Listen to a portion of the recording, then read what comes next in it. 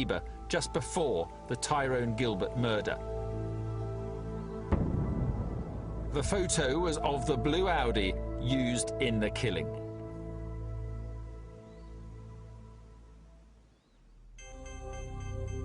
The evidence against Joyce, Amos and the rest of the Gooch gang was substantial, and one by one, they were all arrested.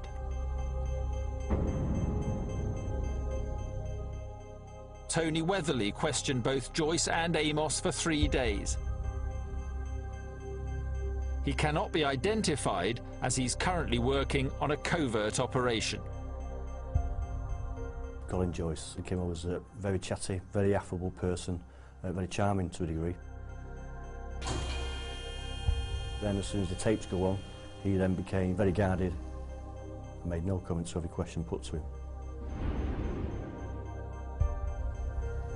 These are the actual audio tapes from the police interviews.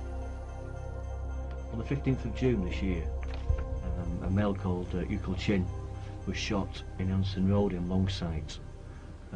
What can you tell me about that? No comment. It was clearly put to him that this was a planned attack. He had seen Gooch driving the vehicle and that he was responsible for pulling the trigger. His vehicle that he was driving was purposely run off the road. He was targeted. Why would he be targeted? No comment. Joyce was equally uncooperative when questioned about Tyrone Gilbert's murder. Were you in one of those vehicles at the time Tyrone Gilbert was shot? No comment. Do you know who was in those vehicles? No comment. Were you one of the gunmen? No comment.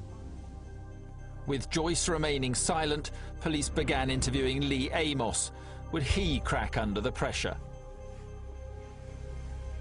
What, if any, involvement did you have in the murder of Gooch? Lee Amos just remained completely silent throughout the entire process. He sat and stared at a piece of paper on the desk for 3 days. Where were you at the time that Tyrone Gilbert was shot dead? There was no reaction from him at all, no facial expression from him, other than at the point where I asked him to discuss with me the murder of his brother. I know that in 2002, in February 2002, you had a brother, Stephen, who was shot and murdered in Ashton-under-Lyne. Is that correctly? At that point, there was a reaction from him. He was clearly uncomfortable in discussing that with me. And we have information and know that you swore revenge upon those who were responsible. What can you tell us about that? But again, still made no comments to any questions put to him, refused to communicate whatsoever, and remained this disciplined person staring at the desk. Joyce and Amos's silence didn't help. They were both charged with murder. In an attempt to reduce the risk of witness intimidation, the decision was made to hold the trial 35 miles away at Liverpool Crown Court, and it would prove to be one of the most remarkable trials ever witnessed. Well, you couldn't write it, could you? You couldn't ever expect that that was actually going to happen. Colin Joyce, Lee Amos and 9 other members of the Gooch gang were now awaiting trial for offences ranging from firearms possession to murder. But ensuring their convictions would, in itself, be a complex challenge. That's because convictions wouldn't be possible without witnesses, and witnesses in gang trials are very hard to come by. 50,000 pages of evidence were scrutinised by a team of prosecution lawyers, but the most difficult task was persuading people to talk. Most witnesses go through a variety of emotions. You know, they start off feeling confident, then they feel a bit nervous, then they feel anxious, and it's almost like a process of worry. So we made a commitment to these witnesses that we would be with them throughout this trial and that we would be there basically 24 hours a day. Support ranged from going for a cup of tea with them, sitting with them, to full protected status where their identity has changed and they are moved away. Whatever it was that they needed to help them through that stage. This group of people had already killed 2 people, and you can't lose sight of that when you're protecting your witnesses. The most important witnesses were those who were closest to the gang. We heard evidence from people who'd been associating with the gang members for a period of 4 years. Some of them admitted their own criminality, the fact that they were engaged in gang activity, drug dealing, possession of firearms.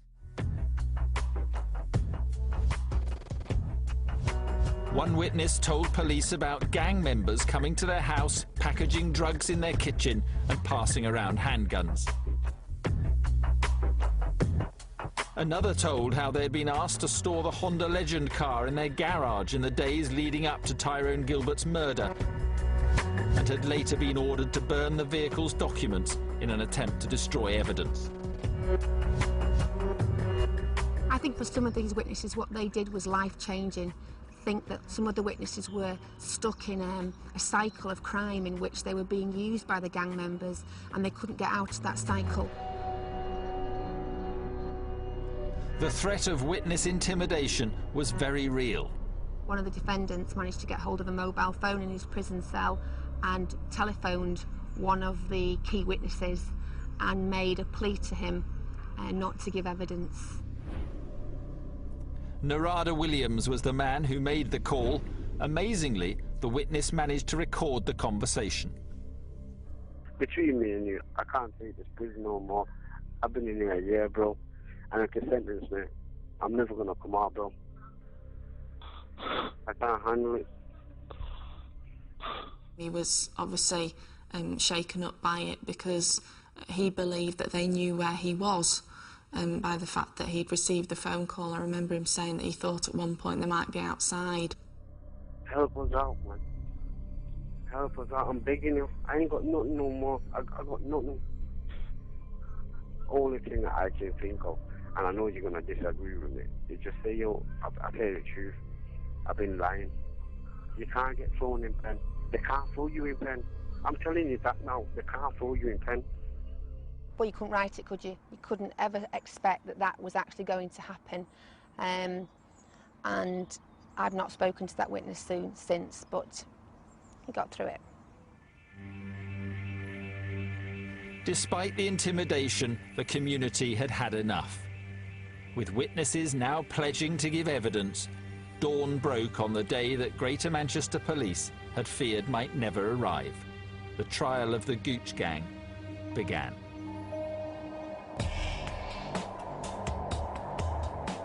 In September 2008, a heavily guarded prison van set off from Manchester across the M62 to the Crown Court in Liverpool. We were concerned that gang members may try to effect their escape from custody, and that's why I introduced the high security and armed escort between the 2 cities. The convoy would become a familiar sight. The trial was to be the longest and the largest in the history of Greater Manchester Police. The trial itself was like no other trial I'd ever attended. It lasted nearly 6 months, and the twists and turns that went on a day-to-day basis were unbelievable sometimes.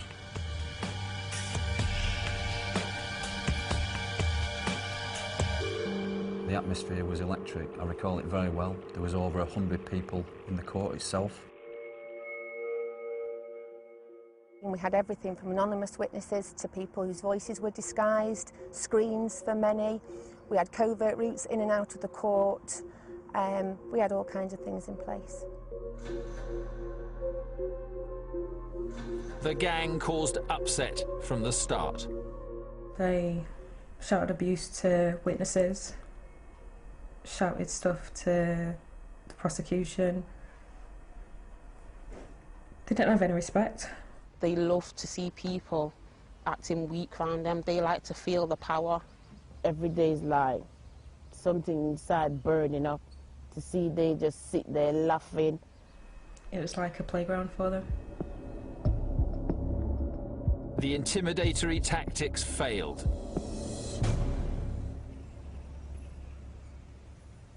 We went into the court.